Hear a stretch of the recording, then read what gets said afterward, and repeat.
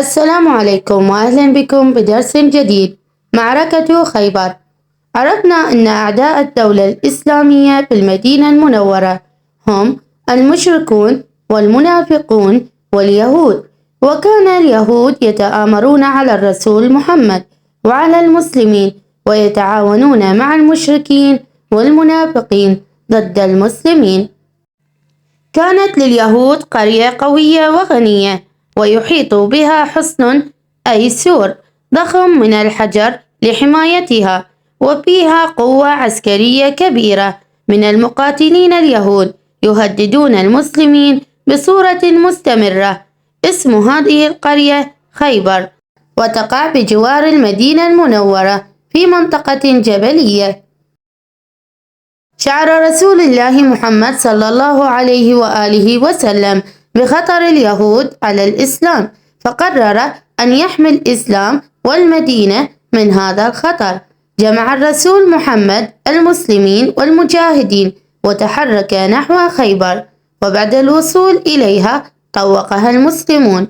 ثم أمر الرسول صلى الله عليه وآله وسلم بعض الصحابة أن يقود المعركة، فتوجهوا نحو الحصن فلم يستطيعوا اقتحامها، فرجعوا إلى رسول الله صلى الله عليه وآله وسلم، فقال الرسول محمد صلى الله عليه وآله وسلم: لأعطين الراية غدا رجلا يحب الله ورسوله ويحبه الله ورسوله، يفتح الله على يديه كرار ليس بفرار.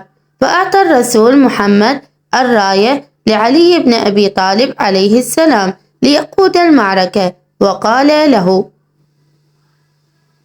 خذ هذه الراية فأمضي بها حتى يفتح عليك. تسلم علي بن أبي طالب عليه السلام الراية، وقاد عددا من المسلمين فاقتحم حصون خيبر، واقتلع باب حصن خيبر، وفرق جيش اليهود، وعاد هو ومن معه من المجاهدين إلى رسول الله صلى الله عليه وآله وسلم، وقد تحقق النصر للإسلام. المناقشة. سؤال: ما هي خيبر؟ ومن سكنتها؟ وأين تقع؟ الجواب: خيبر هي قرية قوية وغنية، ويحيط بها حصن سور ضخم من الحجر لحمايتها، وفيها قوة عسكرية كبيرة من المقاتلين اليهود يهددون المسلمين بصورة مستمرة. تقع بجوار المدينة المنورة في منطقة جبلية. سؤال: ماذا قرر النبي محمد صلى الله عليه وآله وسلم بشأن خيبر ولماذا؟ الجواب: شعر الرسول محمد بخطر اليهود على الإسلام، فقرر الرسول أن يحمي الإسلام والمدينة من هذا الخطر.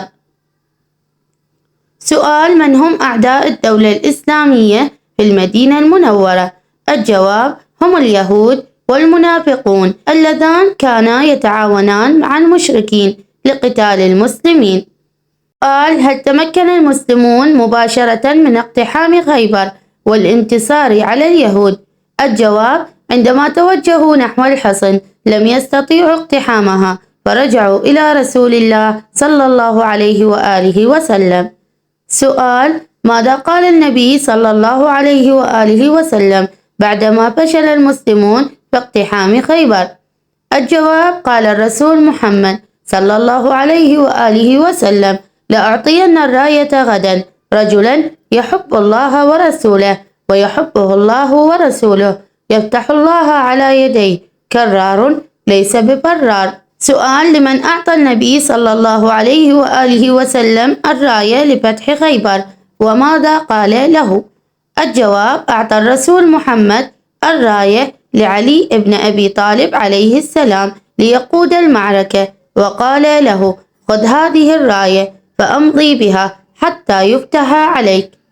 سؤال: هل انتصر هذا القائد واقتحم الحصن؟ الجواب: عندما تسلم علي بن أبي طالب عليه السلام الراية، وقاد عددا من المسلمين فاقتحم حصون خيبر، وفرق جيوش اليهود، وعاد هو ومن معه من المجاهدين إلى رسول الله صلى الله عليه وآله وسلم، وقد تحقق النصر للإسلام، وانتهت مقاومة اليهود العسكرية من هذا الحصن العسكري.